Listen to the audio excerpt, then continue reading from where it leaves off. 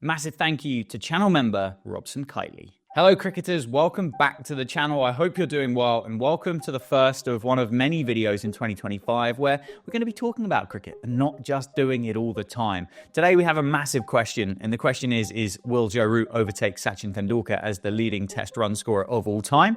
And you need to let me know. You need to let me know your thoughts. So drop me a comment and let me know whether you think it's a yes or whether you think it's a no. It's also a proven fact that if you don't subscribe to the channel, you will score a duck in your next inning. So you best get on and do that. Yes, anyway, there's my question today. It's a question that's been puzzling me and questioning me for a little while. And I've done some numbers and I've tried to figure out possible scenarios as to how it could happen and why it might not and if it will actually happen. And I'm still not 100% sure after my research, but let's have a look. Firstly, let's talk about Sachin Tendulkar, the little master. What was it? 15,921 runs across the course of 200 test matches at an average of 53.78 over a 24-year career for the Indian absolute legend, probably the best, well, arguably the best that's ever done it. Incredible, right? The consistency there is stunning. Absolute superstar, and also carried the hopes and dreams of 1 billion people on his shoulders as well, which clearly nobody has really been able to replicate since for India. But now let's talk about Joe Root, the backbone of England's batting lineup for what's felt like a long time, isn't it? He's just shy of 13,000 test runs at 12,972, having played 152 matches with an average just over 50.87. Those last recent test matches against New Zealand. In New Zealand, doing wonders for Joe Root there in just getting him a little bit closer. Now let's have a look and see whether Joe Root can actually catch up. So I mentioned the numbers. Sachin Tendulkar's total, 15,921 runs. Joe Root's total, 12,972. And today, as of today, the 15th of January, 2025, the difference between the two of them currently stands at 2,949 runs, which doesn't sound like a huge amount when you're talking about nearly 16,000 and nearly 13,000 test runs. But this could be 3 to 4, maybe even 5 years work to try and gather up 3,000 test runs. But if we do calculate it, and if we kind of roughly estimate that Joe Root can continue to average about 1,000 test runs a year, which it's not as easy as it sounds, it would take it would take less than 3 years for Joe Root to overtake Sachin Tendulkar. England do have a few things going in Joe Root's favour to be able to do so. They do play a lot of test cricket, and that schedule continues to be the same all the way up to the end of 2027, which I think England's final test series in 2027 in this cycle is away in Bangladesh. So potentially an opportunity for Joe Root to get a couple of easier test matches at the end of that cycle. And I don't quite know what's going to happen yet in 2028. But yeah, there we go. 3,000 runs, 1,000 runs a year. It would take him just shy of 3 years. It's a simple game, isn't it? Really simple. Is it actually possible? Is it possible?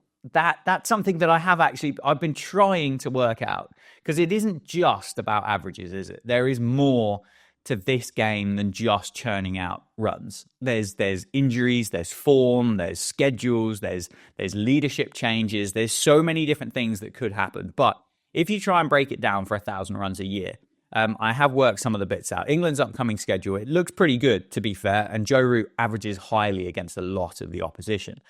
They'll play, as England have over the last 5 years at least, about 12 tests a year. So again, that's 24 innings for Joe Root to go out and score those 1,000 runs in that calendar year. He will play against India at home. That's coming up this summer. New Zealand as well, and Pakistan before the end of 2026. And against all three of those oppositions, he does average over 50. So there are huge opportunities there for Joe Root to go on and make big scores against oppositions that he has done very well against in the past. It is quite simple. If Joe Root scores 50 runs per innings and bats twice in each of the test matches, he could be at 1,200 runs a year, 1,200 runs in the calendar year. And he has scored actually over 1,200 runs in a year 4 times in his career so far. 2 of those times have actually happened in the last 4 years. So he is in form. And if that's the case, this whole chase down of Sachin Tendulkar could take considerably less than 3 years if Joe Root can continue the form that he's been in. He averaged 65 last year, 55 this year. So things are kind of pointing towards Joe Root to be able to do this. By that time, though, Root will be closing in on 37, 38 years old, which, to be fair, as a batter, isn't actually that big of a deal, is it? We've seen players play into their late 30s, whether it's internationally, whether it's domestically, and they're still performing, they're still churning runs out. So the age thing isn't really the problem. And also, it feels like these blokes just keep getting fitter. I mean, look at Jimmy. He played into his 40s and still was a menace with the Dukes in his hands. 2025, though, I think is going to be a massive year for Joe Root. And I realise every year is probably going to be a massive route for a guy that's playing at the very highest level of whatever sport they're playing at. But England have got 5 tests against India at home, which, yes, Joe Root does very well against India at home. He averages nearly 60, I think, against India. And we've got 5 tests. There's 10 innings to do so. But he will be coming up against the likes of Jasprit Bumrah, Mohammad Shami, Mohammad Siraj, Ravindra Jadeja, so on and so forth. Some real high-quality operators. And potentially, wouldn't it be quite poetic, actually, if it was India themselves put the real kind of dent in Joe Root's attempts to overtake Sachin Tendulkar? The bigger test, though, and this isn't really that well hidden, is it? But at the end of 2025 and going into 2026, England head to Australia to play the Ashes.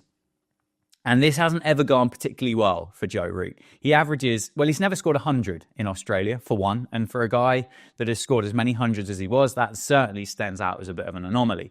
He averages just 35, which is 15 runs short of that required average of 50 to be able to keep going at 1,200 runs a year and therefore catch Sachin Tendulkar within that 3-year time period.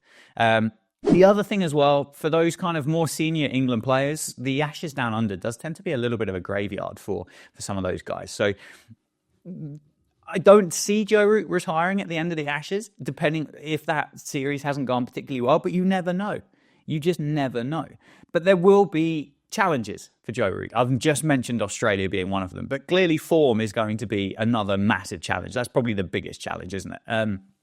The best players in the world have dips in form. And I mean, we're all old enough to remember back to 2018 to 2020 when Joe Root had that kind of stigma around him that he just couldn't convert these 50s. Got 50, got out. It was a 3-year stint, actually, for Joe Root between that period, the 2018, 2019 and 2020 seasons, where he scored 400s. 400s in 3 years for a team that played a lot of Test cricket isn't really the best return, is it? And it wouldn't be beyond the realms of possibility for that to kind of happen again. But it does feel like he's in a good form. Injuries, that's another big thing. We've seen that Joe Root struggled with his back for times. A lot of that's probably due with carrying the other 10 blokes with the batting lineup, to be fair. But England seem to be a bit better at managing workloads now, don't they? They don't necessarily force 3-format cricket upon their players. I know Joe is going to be playing in the Champions Trophies in that squad, which is great, I think, for England as one of the best 50-over cricketers in the world. But they won't be forcing him to bowl. They'll be picking proper spinners now.